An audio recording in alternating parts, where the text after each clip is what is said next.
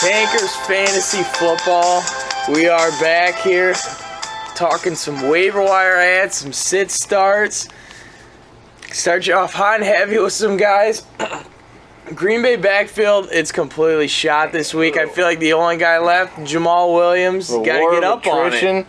Jamal Williams may be a middling bum level talent. But if he is the only man standing, I think he's definitely a good look on the waiver wires, at least as an RB3 flex play moving forward. I feel like it has to. I mean, Huntley's going to check it down at least, 4 or 5 catches, it seems like, next week here. So I feel like if you're really struggling here, I feel like he's going to find your way into the lineup. Another guy, Galladay, getting back with the Lions here, getting involved in the offense a little bit more. Lions offense looking good. They're going to play the shit show fucking Bears who can't even beat the fucking Sauk Valley Skyhawks. So all in on the Kinney fucking Galladay this week as a flex play. Another guy, Rod Smith. I know the Cowboys got fucked up, but I think Rod Smith might be starting to see a little more looks going forward. He might be getting some catches in PPR leagues out there. I think if Rod Smith is somehow still on your waiver wires, I think he is definite solid ad, along with the only shining thing on the Bears from this shit fucking Sunday. Dontrell Inman got like 6 catches for 88 yards. Looked decent in his first work for the Bears. So, I mean, if you're on the ropes, you need a guy, you need a wide receiver 3, wide receiver 4, second flex situation moving forward. I don't know. I mean, he's at least going to get... at least pick him up for cheap and wait and see. He's at least going to get the targets, I think, moving forward. The volume should be there at a decent amount. Some guys coming off injuries. Westbrook, D.D. Westbrook for the Jags, looks like he's going to be back in action, especially with Hearns being out. He could really produce down the stretch here. Hearns seen on crutches, so Day-Day's activated and gets on the field. I think he is a guy that could just do some hot and heavy action out there, especially this week in that good matchup against the Cleveland Browns. Yeah. And, of course, you got Danny Woo-Woo. Might not go this week, but, week 12 or 13 here, we'll see. I think Bucky Allen's stock is going to drastically dip as soon as Danny gets back. He will be that third down back in the catches, and he could definitely have a very nice RB2, maybe even like a flex play kind of down the stretch here for you. And Eckler, I mean, he went out there and kind of screwed you and the Melvin Gordon owners over. They, kind of worked him over out there, but then he fumbled. So I think this is more of a handcuff for the Gordon owners, but I mean, he was on the field quite a bit there. But I feel like we questioned if Gordon was hurt watching the red zone. It was like, is this guy over and over and over again until he fumbled, and then Gordon came back in. But I don't know. I think this guy's at least earned himself some touches moving forward. So I think I don't think he has necessarily standalone startable value at this point. He's more of a handcuff, but he is definitely looking like that second fiddle for sure. I think one more guy we got to talk about Sexy Rexy Burkhead here. I mean, this New England backfield, I'm almost starting everyone besides Gillislee. I mean, James White, even though I feel like his snaps he found the end zone, but his snaps drastically dropped off from previous weeks here. Yeah. I feel like Deion Lewis and Burkhead are going to be the main 2 guys, but James White has proven he does have a decent floor, get his 3 to 4 catches a game.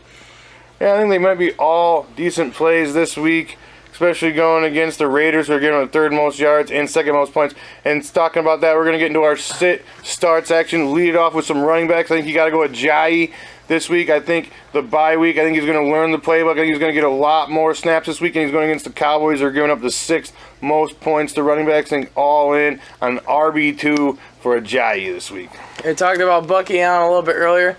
If Danny Woodhead is not going to go here, I feel like this is the last hurrah that you're going to get out of Bucky Allen, as well as a guy like Alex Collins has a very nice matchup against Green Bay, who've given up the 3rd most touchdowns this year so far. I mean, hell, they even let the likes of a guy like Abdullah get his ass in the end zone against the Packers. So I think I'm all in on the Alex Collins, and if Woodhead sits, I think Bucky Allen is definitely worth a look as well. We got McKinnon and Murray, and they're going against the Rams, and the Rams absolutely just vomit up points to running back. So they're second most touchdowns and the 4th most yards to opposing running backs. So all in on both McKinnon and Murray this week.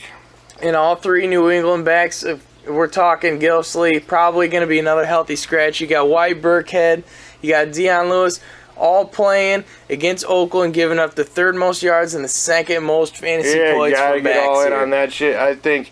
Start any if you got them at all. You don't want to start more than one. That's fucked. You don't want to start more than one. That's fucked. But if you're looking like second flex situation, you're like, I'm going to throw a dart. I think the trio of New England running backs, pick one of those guys, run them out there, especially the likes of I think Burkhead. I mean, my goodness, I think he might be. It's crazy because they're all over the field out there. They're all getting catches as well. It's ridiculous. Everyone is finding a nice floor, it seems like. They just work you over with these running back and tight end matchups all the way, matriculating their asses down the field. It's absolutely gross. Bears, why can't we do these things? We'll move on to some running back sits. We got Duke and the Crow on the bench versus the Jacksonville Jaguars D, who is just vicious and delicious out there. Yeah, early on in the season, they were giving it up against the run, but some new accusations there and tightening it up on the middle of the line. It's going to be a tough matchup there. I mean, even look at Melvin Gordon last year, got swallowed up, contained pretty well. Yeah. AP playing against Houston, giving the second fewest yards and the second fewest points to running backs. All in on the sit of Adrian Peterson. He's only really had 2 good games for you against just terrible defenses in the Tampa Bay Buccaneers and the Niners. So I don't think if anybody comparable is on the field, and the Houston Texans are more than that against the run. So I think AP is a hard sit this week. I think Doug Martin carried the ball 20 times last week for like 50 yards. I don't even care about his matchup anymore. He sucks. Get out of there. Coming off that in the preseason, he looked great, and then the first game back. God, he had the spark. He had the spring. I mean, I know it was against the Patriots run D, who isn't very good, but I mean, my goodness, he at least looked like he had the spunk out there, but he is just dick bomb deluxe. He is sit until further notice. The whole, I mean, the Tampa Bay Buccaneers offense is also just. And like we said, the guy touched the rock 20 times. 20 times. It's not like the looks aren't there, just the production isn't there. It's absolutely ridiculously gross. Moving on to the wide receivers, all in on the Crab Coop connection, playing against the Pats, giving the second most yards. And the most yards and the second most points to wide receivers, all in on the Crab Coop this week. All right, in Philadelphia, I feel like they totally keep it rolling. I feel like it's going to be a shootout with Dallas. You got to get Aguilar in there. You got to get Jeffrey, who find himself as a top 10 wide receiver. Also, I mean, not after this week because he was on his bye, but coming into this week, he has somehow weaseled his ass into the 9th-ranked PPR wide receiver. I don't know how the fuck that happened, but it is real life, so all in on both the Jeffrey and the Aguilar this week. Another Juju Smith-Schuster, the guy just keeps it rolling. Weasels his ass in the end zone, and he's playing against the Titans, who give him the 6th most touchdowns to wide receivers, so I think he might be able to weasel his ass in that end zone for you one more time. How can you not like Juju Smith-Schuster? I think I love him. I think I love him. He's locking up exercise bikes on the sideline. I mean, he's hilarious. Getting his driver's license. His fight did his AJ Green and Jalen Ramsey impression. Did you see that? No. Him and Bell, they did the impression. Yeah. Threw him to the ground. What the fuck? AJ Green lost his goddamn mind out there. Somebody totally pissed in his fucking Cheerios or something. He was like, that's it. We fucking suck. I've had enough. I'm going to go take a shower. I'm just going to fucking choke slam this sucker and get the fuck out of here. All right. Fresh off career high, Sterling Shepard, over 140 yards.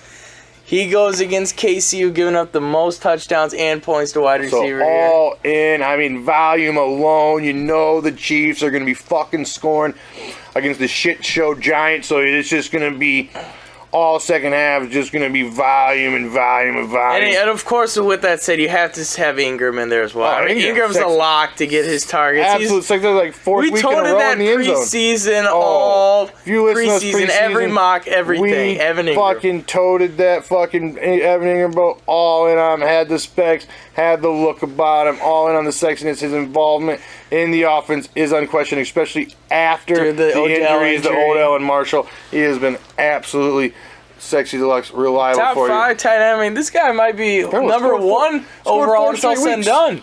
Scored a touchdown in 4 straight weeks. He is the mandanga out there. Who better?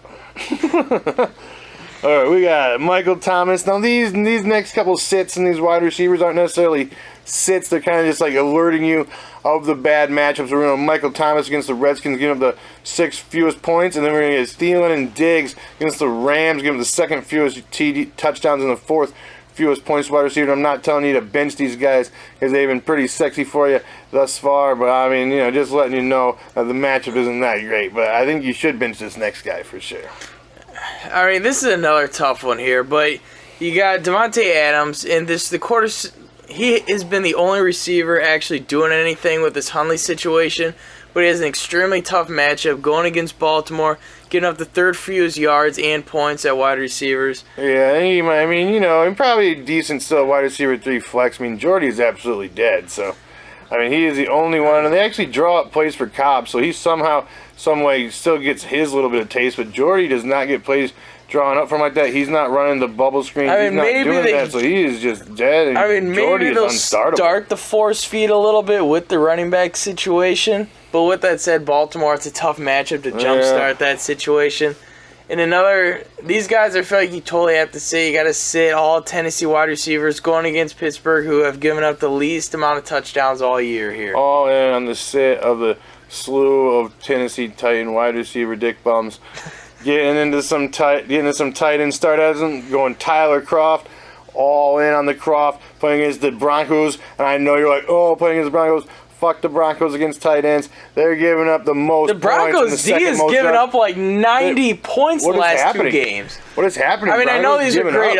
These might be the 2 best teams in the league in Philadelphia and New England, but still. Giving them up, though? Yeah, but I mean. They're 90 points. You're going to be talking to people about Broncos' #1 defense. Well, #1 fucking defense shouldn't be giving up 90 points in back-to-back weeks combined. I mean, that is absolutely gross. The Broncos as a whole have completely fucking fallen off the shelf. They don't fucking know. They don't fucking know what's going on out there in Denver. They're not as bad as the fucking Bears mess. It's close. It's not as bad as the Giants mess. Oh, no. I think that might be the only team we can beat. All right, you got to start hot Vern, especially if Reed is still out there. I mean, Vern's getting the looks. He's got double-digit targets here. He's doing everything. Vern all in, especially against a team like the Saints, who they're going to have to huck it, chuck it. If Reed sits, all in on the big Vern sit. And this is the Dick Bum Deluxe. Drum him up. Fresh off the zero. Fresh off the zero, going from 0 to possible hero. Probably not, but we're all in on the. I don't know about all in. All fucking in. All in on the Fleenmeister. Washington. Oh, baby. If he does it sexy, baby, you know who told you, baby. You know. Washington giving up the most yards and the 3rd most points. 2 tight end. Draw it up sexy for me, Sean Payton. Let's get the Fleenster in the end zone. No way. They had like 5 rushing touchdowns last week. All right. Well, he might be a 5 decent, or 6. He's definitely a decent, cheap as fuck daily fantasy player. All right, I like that. Cheap as fuck. Probably get him for like $2,500. Bottom of the fucking tight end heap. Run him fucking out there. No way he's over 2,800 absolute max. Because they go a little bit lower. A lot of the players are 3,000. They let you dip a little bit lower on the tight ends. I'm saying he's bottom of the barrel. 2,500. Come off a 0? Baby. You can get this motherfucker for nothing. Another guy dirt cheap. I think you got to sit here. You have to start Henry. I mean, this guy is... Start him. God, he's terrible. What? You got to sit Henry. Oh, I thought you said start him. No, you got to sit. I mean, he's just been awful as well as a bad matchup going against the Bills. Henry's about as bipolar as it gets, but once again, he's trending downward and trending down fast. Oh, he is just... I got the hate in my fucking heart for Hunter Henry. Another guy I kind of like, but the Bills have also just fallen into disarray. They lost to the Jets on Thursday night. It was the beginning of the fucking end for the Buffalo Bills. Charles Clay playing the Chargers, giving him the 3rd fewest touchdowns, the 2nd fewest points tight end. All in on the Clay sit. Julius Thomas... I know he got his bitch ass in the end zone, but fuck Julius Thomas. He's playing the Buccaneers. We're going to the 3rd fewest points and touchdowns. 2 tight ends, baby. All right, starts here for quarterback. I think you got to go Derek Carr. I feel like this is going to be an absolute slugfest. I feel like this might be like 45. Well, I don't know about slugfest. Probably be it'll be 35-3, and then the Raiders will just have to go to the air against the prevent defense for the entire second half. Either way, the Pats giving up the most yards and points from opposing quarterbacks. I know that they have been a lot better on the defensive side of the ball the last few weeks, but I feel like this is desperation mode for Oakland. Carr's going to be slinging it. They're both going to be well over 300 yards. I'm just saying the Raiders have been absolute failures out there, but definitely Carr on the start, going to be clanging and banging, fucking game script mode all game long for the pass. So I'm all in. Another Bortles. This is crazy. Scrap heap Bortles. Daily fantasy start. Bortles playing the Cleveland Browns, giving the 5th most touchdowns to quarterbacks. Scrap heap deluxe. All right, Sits. Here's a tough one. It is tough. He's been loving you so sexy these last 2 weeks. I mean, if you have a better option here, definitely go with it. But if he's your only guy, you obviously have to start him. But Jared Goff going against Minnesota. I mean, Minnesota. It's in Minnesota, right? Minnesota. Which makes it even tougher. This defense is top 5 easy, giving up the 4th fewest points in terms of quarterbacks, and they are playing as well as anyone in the National Football League right now. Yeah, actually, both these teams are. Yeah.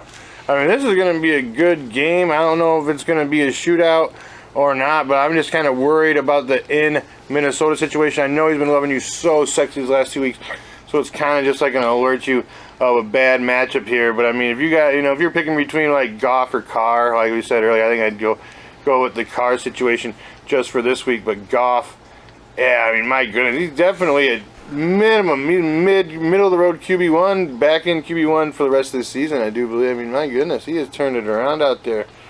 Tyrod Taylor, another sit, just fresh out that 56 yards. Jesus Christ, Bills, what the fuck is happening?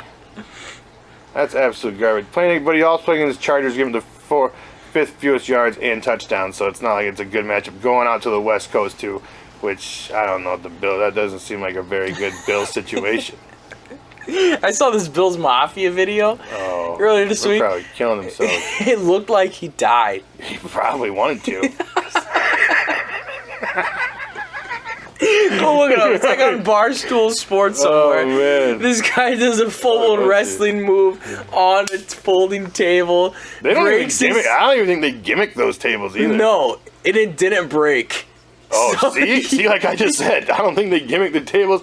Table didn't break. He Clearly not a gimmick. Heels over, and then someone. You gotta take the side metal out, dog. You gotta take the side metal out. Someone hands him a beer, and he shotguns it right away. I've done my fair of stupid ass backyard wrestling back in the day, and I'm telling you right fucking now, you gotta take the side metal pieces out, baby. All it's gotta be is the side legs, nothing in the middle besides about a half-inch of plywood. Biggity boom. Nobody has to go to the hospital. There it is. Tankers Fantasy Football. Everything you need to know here. You gotta gimmick that shit. If you haven't already, please subscribe below. Give us a thumbs up. Make sure to leave your comments. We will get back to you. Any sit-start questions? Oh, we love getting back to the sit-start question. Dropped the ball on one. Somebody did. Oh, no. I think it's Dylan. I think like 11:30 or something. I was all in. I was all in watching the red zone. My phone was upstairs. I'm sorry, babe. I did not know what I saw it like when I was heading my ass into work that night. What was the question, at least? It was like 3 or 4 teams. It was a fucking huge question. I don't know. I was like, I'd fucking shit it for him out there, babe. I'm sorry. I did not. Well, we still hope you salvaged a win, Dylan. Yeah. Fucking right on. And there it is. Thank you very much for watching. We will see you next time.